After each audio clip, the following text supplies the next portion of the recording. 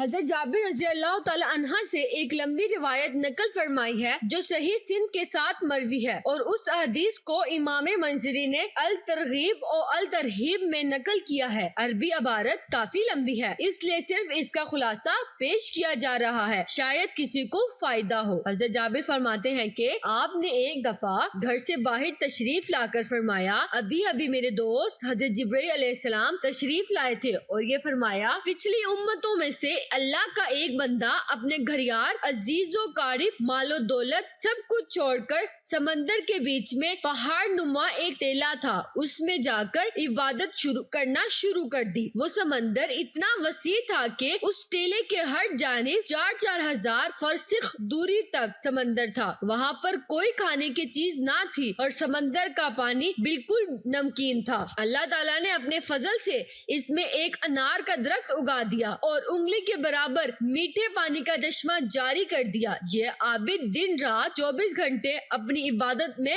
گزار دیتا تھا اور 24 گھنٹے میں انار کا ایک پھل کھا لیتا تھا اور میٹھے پانی کے چشمے سے ایک گلاس پانی نوش فرما لیتا۔ اس حالت میں 500 سال گزر گئے۔ 500 سال کے بعد جب اس عابد کی موت کا وقت آیا تو اس نے اللہ تبارک و تعالیٰ سے یہ دعا مانگی کہ سجدے کی حالت میں اس کی روح پرواز کر جائے اور اس کے نش کو مٹی وغیرہ ہر چیز پر حرام کر دے اور قیامت تک سجدے کی حالت میں صحیح و سالم رہے۔ اللہ نے اس کی دعا قبول فرمائی، سجدے کی حالت میں اس کی موت ہو گئی اور اللہ نے وہاں ایسا انتظام کر رکھا ہے کہ قیامت تک وہاں کسی انسان کی رسائی نہیں ہو سکی۔ قیامت کے دن اس عابد کو اللہ کے دربار میں حاضر کیا جائے گا تو اللہ پاک فرشتوں سے فرمائیں گے، میرے اس بندے کو میرے فضل سے جنت میں داخل کر دو، تو وہ عابد کہے گا، اے میرے رب، بلکہ میرے عمل کے بدلے جنت میں داخل کر دیجئے، کیونکہ میں 500 سال تک ایسی عبادت کی ہے جس میں کسی قسم کی ریاکاری کا شبہ بھی نہیں تھا۔ اللہ پاک فرمائے گا، اے میری رحمت سے داخل کرو، تو یہ بندہ کہے گا کہ میرے عمل کے بدلے میں داخل کیا جائے، تو اس پر اللہ پاک فرمائے گا، اس کے عمل اور میری دی ہوئی نعمتوں کا موازنہ نہ کرو۔ موازنہ کر کے دیکھا جائے گا اللہ نے جو اس کو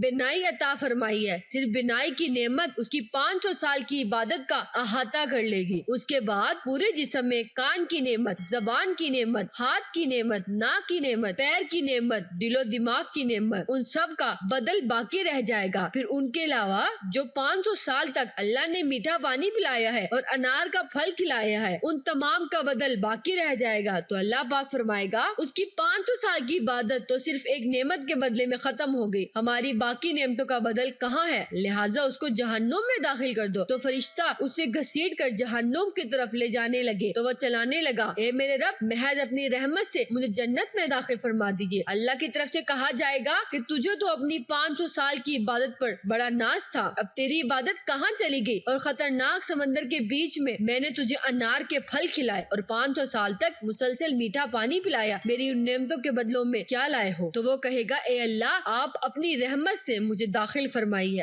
آپ کی رحمت کے بغیر کچھ بھی نہیں ہو سکتا۔ پھر آخر جب حجت تمام ہو جائے گی تو اللہ تعالیٰ فرمائیں گے، میری رحمتوں، میرے فضل کے ذریعے اس کو جنت میں داخل کر دو، پھر وہ اللہ کی رحمت ہی کے ذریعے جنت میں داخل ہو سکے گا۔ بھائیوں، اگر اللہ نے کسی کو نیک عمل کی توفیق عطا فرمائی ہے تو اس کو خوش فہمی میں مبتلا نہیں ہونا چاہیے، اللہ سے ڈرتے رہنا چاہیے۔ یہ جو اللہ نے موقع عنایت فرمایا ہے، یہ بھی اللہ کی طرف سے بہت بڑا انعام اور توفیق ہے۔ اگر اللہ کی طرف سے توفیق نہ ہو تو موقع ہونے کے باوجود انسان عمل نہیں کر سکتا۔